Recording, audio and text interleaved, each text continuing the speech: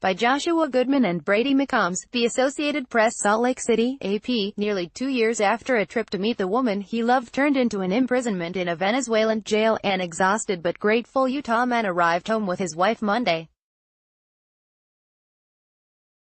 Josh Holt arrived at the Salt Lake City airport to a tearful, cheering crowd holding signs in his favorite color, green, with messages such as, "We never give up."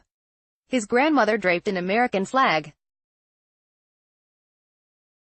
around his shoulders as he exchanged long hugs with person after person while the crowd sang the Star-Spangled Banner. Start your day with the news you need from the Bay Area and beyond. Sign up for our new Morning Report weekday newsletter. Holt spoke briefly to thank everyone who helped him and his wife, Thamra Kaleno, get released from jail, but said they were exhausted, feeling like they'd gotten maybe 4 hours of sleep in 4 days. Standing nearby were his parents, celebrating a homecoming they'd worked tirelessly to bring about. Lori and Jason Holt woke at 4:30 a.m. last Saturday to a phone call they had been anxiously anticipating for 2 years. Their son, Josh Holt, now 26, traveled to Caracas in June 2016 to marry a fellow Mormon he had met online while looking to improve his Spanish. The two were waiting for Kaleno's U.S. visa when they were arrested at her family's apartment in a government housing complex. Josh Holt and his Venezuelan wife were locked in a Caracas jail alongside some of the country's most hardened criminals, and President Nicolas Maduro's top opponents, for what the U.S. government argued were bogus charges of stockpiling weapons. The Salt Lake City parents had been through the emotional roller coaster of believing their son would be released only to watch mediation efforts unravel at the last minute on at least 3 occasions. So they braced for another disappointment after an Associated Press reporter informed the couple Friday that Sen. Bob Corker, the powerful chairman of the Senate Foreign Relations Committee, had popped up unexpectedly in Caracas to push for Holt's freedom. But then they got the fateful call from Republican Sen. Orrin Hatch's office. They called us at 4:30 a.m. and said, "You need to be on the plane. Josh is coming home," said Lori Holt, recalling how they had to pack and get to the airport in 90 minutes. This was the first time they actually said, "Get to D.C., he's being freed." Now, Lori Holt said she can't wait to sit down with her son. While there was a long hug Saturday evening, she said they've had very little time to speak to her son. The whole family was whisked away to the White House for a meeting with President Donald Trump before Josh Holt and his wife checked into a government hospital for a battery of medical tests. Lori Holt said her son is in good health but lost weight, suffered a number of bronchial problems in prison and has a rotten tooth that needed checking out. Kaleno has more serious pain issues on one side of her body. Experts in treating people who have been held in captivity have debriefed the couple so that they can begin dealing with the emotions from their long ordeal. "He's not the same Josh that left," said Lori Holt. "He just doesn't quite have that sparkle back yet in his eyes. He'll come back, I know he will. We just have to give him time."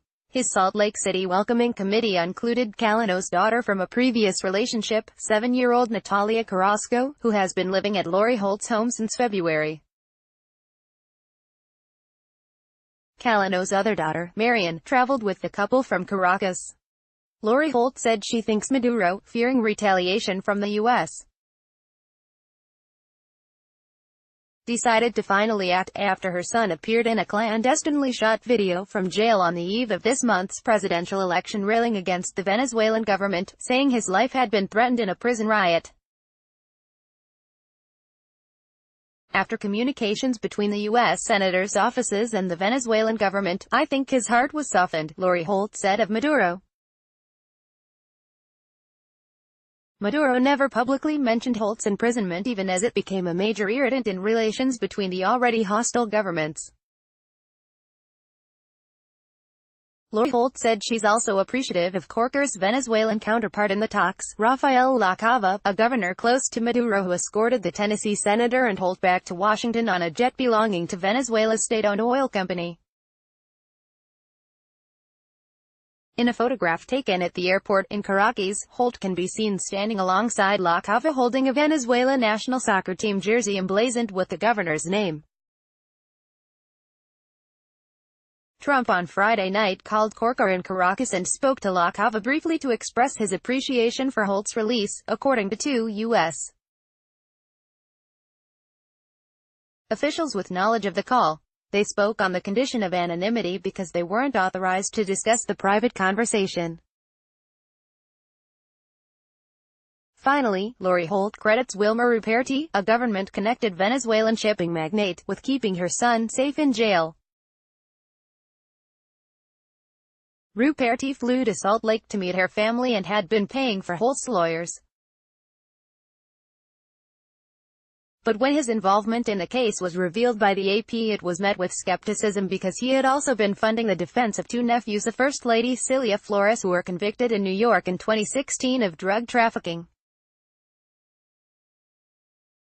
Corker said that when Lacava traveled to Washington in March, the possibility of the nephew's release was discussed, as well as some sort of sanctions relief at a time Trump was threatening an oil embargo on the OPEC nation.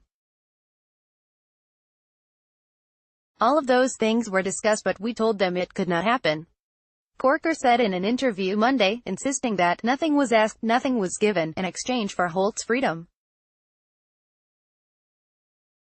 The nephews are still imprisoned. Corker said he's not sure where U.S.-Venezuelan relations are heading and declined to comment on bipartisan legislation before his committee that aims to further isolate Venezuela's government and provide humanitarian assistance. But the Republican, who is retiring this year, said it's important for the U.S.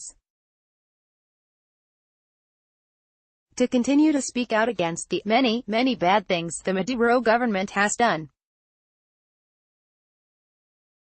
Nonetheless, he said the hardliner approach can only go so far in dialogue with adversaries, as demonstrated by the Trump administration's willingness to talk with North Korea's leader, can deliver tangible benefits.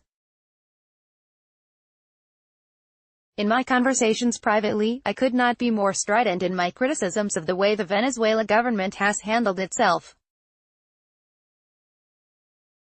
I've seen in Venezuela people lined up outside grocery stores just to buy toilet paper, Corker said.